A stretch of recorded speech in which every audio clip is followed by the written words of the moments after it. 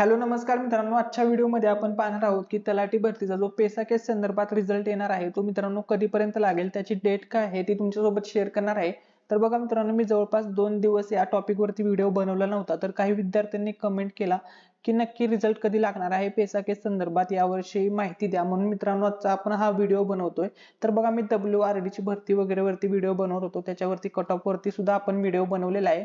जर मित्रांनो तुमच्यापैकी कोणत्या विद्यार्थ्याने WRD म्हणजेच मित्रांनो जलसंपदा विभाग भरतीची जर एक्झाम दिलेली असेल तर त्याची फायनल आन्सर की सुद्धा आलेली आहे आणि त्याचा जर कट ऑफ संदर्भात तुम्हाला व्हिडिओ पाहायचा असेल तर तो व्हिडिओ आपल्या चॅनल वरती अपलोड केलेला आहे। तो व्हिडिओ तुम्ही नक्की वॉच करा। काही तुम्हाला डाऊट वाटला तर कमेंट करून नक्की सांगा, ठीक आहे। आता महत्त्वाचा मुद्दा, तर तलाठी भरतीचा जो पेसा केस संदर्भातील रिझल्ट आहे तो कधीपर्यंत येणार आहे, कोणत्या तारखेला लागणार आहे, संपूर्ण माहिती सांगणार आहे।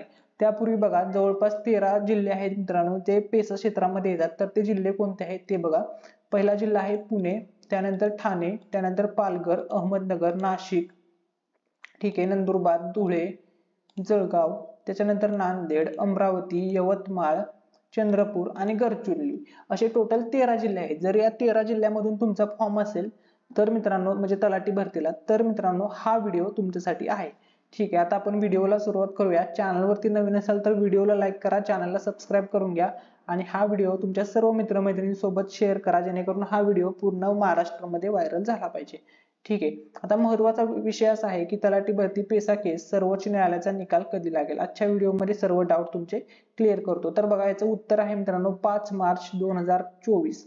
सर्वोच्च न्यायालयाचा निकाल, न्यायालयाने निकाल लावण्यास परवानगी दिली की लगेच 2 ते 3 दिवसात निकाल जाहीर होईल। म्हणजेच मित्रांनो तुमचा जो निकाल आहे तो 7 मार्च ते 9 मार्च या दरम्यान मित्रांनो तुम्हाला तुमचा रिझल्ट पाहायला मिळेल। परंतु मित्रांनो याच्यामध्ये काही प्रॉब्लेम आहेत ते मी तुमच्यासोबत शेअर करतो। जर मित्रांनो तुम्ही या भरतीमध्ये जर अनालिसिस केलं असेल या 13 जिल्ह्यांच्या निकालाबाबत, तर मित्रांनो तुम्हाला तारीख पे तारीख भेटत आहे। अगोदर मित्रांनो त्यांनी डिसेंबर महिन्याची 4 तारीख दिलेली होती, त्याच्यानंतर परत परत त्यांनी 30 जानेवारीची तारीख दिली मित्रांनो, त्यानंतर परत 13 फेब्रुवारीची डेट दिली आणि आता परत मित्रांनो 5 मार्चची तारीख दिली। तर आता मित्रांनो तुमचा रिझल्ट विषयी सांगतो, तुमचा रिझल्ट कधी लागेल। तर आता मित्रांनो ही जी माहिती आपण तुमच्यासोबत शेअर केली आहे ती ऑनलाईन वेबसाईट वरती मिळालेली आहे। त्यानुसार मित्रांनो येत्या 5 मार्चला माननीय सर्वोच्च न्यायालयामध्ये या केसची सुनावणी आहे। जर 5 मार्चला सुनावणी झाली तर त्या सुनावणीमध्ये सर्वोच्च न्यायालयाने जर राज्य शासनाला आदेश दिला की तुम्ही निकाल लावू शकता, तर आणि तरच पेसा क्षेत्रामध्ये येणाऱ्या या 13 जिल्ह्यांचा निकाल लागेल। जर सर्वोच्च न्यायालयाने मित्रांनो निकाल दिला नाही किंवा निकाल लावण्यावर जी बंदी घातली आहे ती हटवली नाही, तर मात्र निकाल अजून जास्त लांबेल। म्हणजे हे पूर्णपणे सर्वोच्च न्यायालयाच्या निकालावर अवलंबून आहे। सर्वोच्च न्यायालय जे काही निर्देश देईल त्यानुसारच राज्य शासनाला निर्णय घेता येणार आहे। राज्य शासन स्वतःहून यामध्ये काहीच करू शकत नाही, कारण सर्वोच्च न्यायालयामध्ये याची केस सुरू आहे।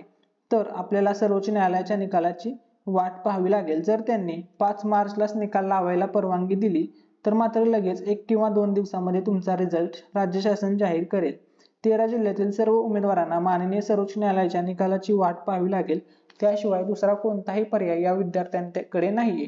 त्यामुळे मित्रांनो बघा, मी तुम्हाला ज्या प्रकारे या ठिकाणी सांगितलं की 5 मार्च मित्रांनो आता नवीन तारीख आहे, तर तोपर्यंत मित्रांनो